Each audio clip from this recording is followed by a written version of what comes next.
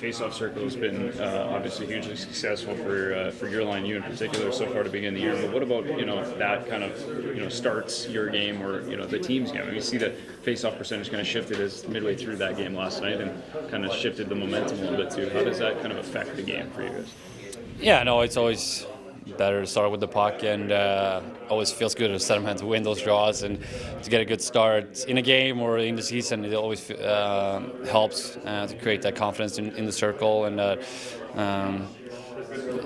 swagger in around the circle. So, but yeah, it's always better and more fun to start with the puck and create more things wherever the face-off is.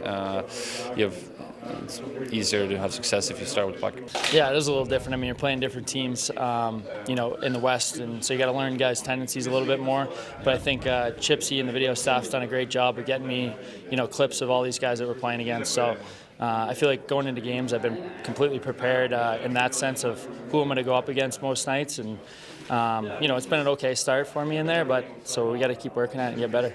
Yeah, for sure. In camp, it was hard because you went against guys you've never gone against, a lot of young guys and no pre-scouter and stuff like that. So I find knowing what guys do and having the experience, being in the league for a while, and just maturing in the circle over the years has definitely helped me. Well, and it's such a big part of the game that we probably don't talk about a lot, but just how much does it kind of set up, really from shift to shift, but just momentum and things like that? Yeah, it plays a huge part in the game, and when you're playing with two big guys like Rich and Luch, sometimes just tying them up and letting those guys get their big bodies in there to win it is good for us. So just trying to still figure out some more chemistry with those guys off the draws and create momentum for our line. I mean, we had the one draw to Stoney for the goal against Edmonton. So if we could have a little bit more creativity in the ozone on our draws, it'd be huge for us. I mean, when you get out there for morning skate, you're working with your teammates in the dot, and then usually after the skate, you sit down and watch the video on who you're going to go up against that night, and you try to talk to the other centermen on the team. And we got